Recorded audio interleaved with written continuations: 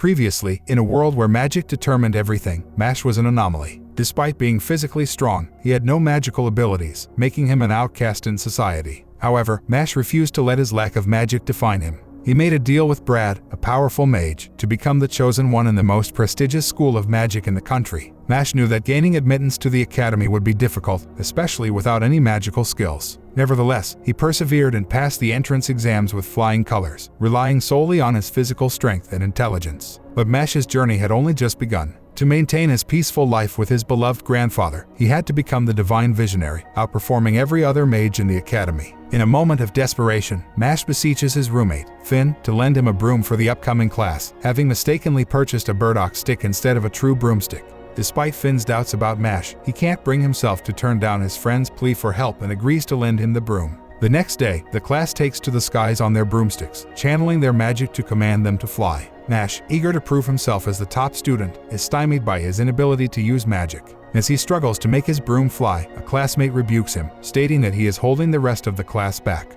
Refusing to accept defeat, Mashle pretends to perform the spell, stamping his foot and chanting the spell after a delay. His classmate is suspicious of Mashle's actions but cannot prove anything, leaving Mashle to continue feigning ignorance. Following the broom flying lesson, the class is ready for a broom race, and Mashle's arrogant classmate suggests a bet. The loser must obey the winner's every command for the rest of their time at the academy. Mashle, brimming with confidence, readily agrees. However, the classmate has been an expert in broom flying since middle school and is convinced that victory is his. Even the teacher is unsure if Mashle can fly a broom properly. But as the race starts, Mashle quickly pulls ahead and finishes the race before anyone else can even catch up. The cocky classmate is stunned, and the teacher is in disbelief. A new world record has been set. None of the students can explain what just happened except for Finn, who knows the truth about Mashle's exceptional broom flying skills. He narrates how Mashle rode the broom midair, something that is deemed impossible. However, Mashle's pompous classmate was quick to accuse him of cheating, unable to fathom how such a feat could be accomplished. Despite knowing the truth behind his accomplishment, Mashle decided to be the bigger person and abandon the bet. The classmate, feeling humiliated, was about to lash out when a spell suddenly silenced him. It was Cavil, a notorious bully at school, who had stepped in to apologize for his friend's behavior. The other students kept their distance from Cavil, but Finn couldn't help but notice the irony of the situation. Cavil stepped forward to introduce him. However, due to a misunderstanding, Mashle misheard Cavil's name as Spud Cabbage and made a joke at his expense. This did not sit well with Cavil, who gave Mashle an intimidating look and arranged to meet him after school. The situation took a turn for the worse when Cavil's friend lost to Mashle and was punished for it. In a fit of rage, Cavil punched the poor guy and left him reeling. Mashle turned to Finn for an explanation, wondering who Cavil was and why everyone was afraid of him. Finn revealed that Cavil was a senior student with powerful connections, as his father held a high-ranking position in the Bureau of Magic. Anyone who dared to oppose Cavil risked facing expulsion, as the vice principal was closely linked to his family. Finn, who was a continuing student at the academy, had seen firsthand the power and influence that Cavil wielded. As the son of a high-ranking member of the Bureau of Magic, Cavil had a lot of sway over the school's administration. It was a well-known fact that anyone who opposed him risked facing expulsion. Despite being aware of this, he focused on making cream puffs, his favorite treat, and thought about his grandfather. However, he soon discovered he was forgetting something. Meanwhile, Cavil was fuming with anger over Mashle's failure to show up as promised. As the class turned their attention to potion mixing, he soon discovered that his notebook was in disarray, with no clear explanation of how it had happened or who was responsible. In that moment, Cavil approaches Mashle, wondering why he didn't show up the day before. Mashle honestly confesses that he was busy making cream puffs, and Cavil's facade begins to crack as he struggles to maintain his composure. Aware of Mashle's aspirations to become a divine visionary, Cavil dangles a carrot in front of him, declaring that he holds sway with the vice principal and could recommend Mashle. But there's a catch: Mashle must agree to be Cavil's loyal servant.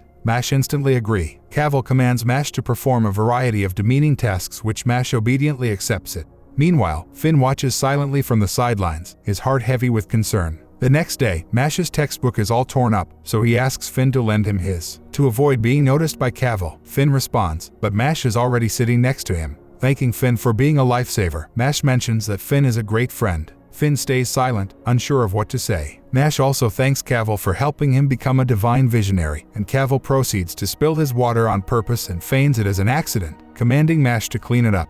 Without saying a word, Mashle does it, cleaning until the ground sparkles. As Mashle rises to his feet, he notices Finn's book falling out. In the hallway, Cavil expresses his boredom with textbook burning and suggests pressuring Mashle further by targeting Finn's book. To Mashle's surprise, Finn is the one doing Cavil's bidding, but he has finally had enough. He gathers his courage and declares that he won't assist Cavil in bullying Mash any longer. Enraged, Cavil uses his magic to bring Finn to his knees, attacking him for insubordination. Meanwhile, Mash goes looking for Finn to return his book, only to find him on the ground, bloodied and bruised. Finn confesses that he ruined his book because he was too scared to disobey Cavil's orders, but he couldn't take it anymore after Mash called him a great friend. He apologizes to Mash for everything. Cavil once again tries to use his connections with the vice principal to his advantage, inviting Mash to dine with him and leaving Finn behind. Mash instantly approaches Cavil, grabs his head, and slams him to the ground, demanding an apology for Finn. Cavil's lackeys are shocked, and Finn notes that Mash could be expelled for this. But Mash nonchalantly replies saying, "Is it a big deal?" But soon realized that it is, and he had done something bad.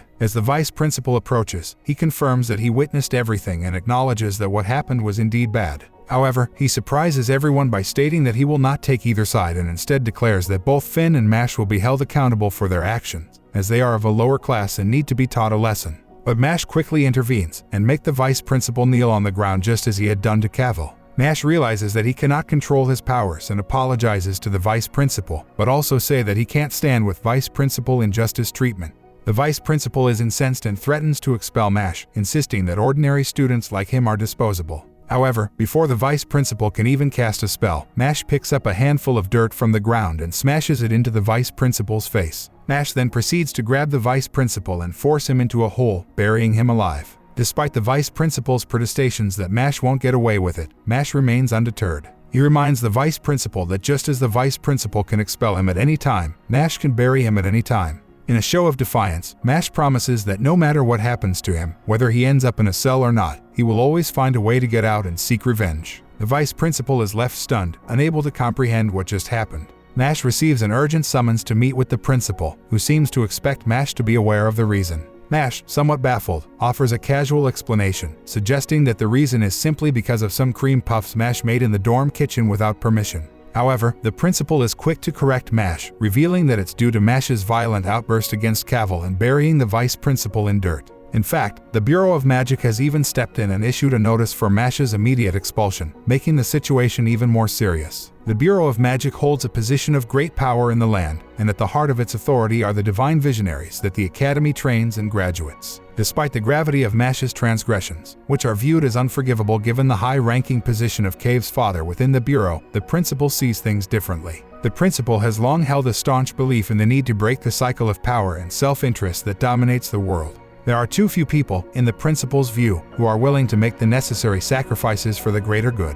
It is with this in mind that the principal urges Mash to become a divine visionary, capable of changing the world for the better. Luckily, Mash has been working towards this goal all along. The principal elaborates that becoming a divine visionary requires being the highest achiever at the academy, earning sufficient coins through schoolwork and extracurricular activities. Mash is overwhelmed by the information, but the principal assures them that they will assist in dealing with the Bureau of Magic and the vice principal. Returning to their dorm, Mash finds Finn, who is relieved that he wasn't expelled alongside Mash. Mash is now recognized by their peers for defeating Cavil and the vice principal, making them a respected figure among their classmates. While walking down the hallway with Finn, Mash shared his secret recipe for making the perfect cream puffs. Suddenly, Tom appeared and called Mash a mushroom head, much to the amusement of some girls nearby who likened Mash to a fungus. Tom then proceeded to invite Mash to represent Adler Dorm in a duelo match, the most popular sport in the magic realm that involves flying on brooms. Despite Mash's lack of magical abilities, everyone already knew about his impressive display in class. Even though Mash tried to decline Tom's offer, he persisted and stated that he was counting on Mash for the game the next day. Mash couldn't help but think that Tom was way more denser than him. The next day, Mash was the center of attention, but unfortunately,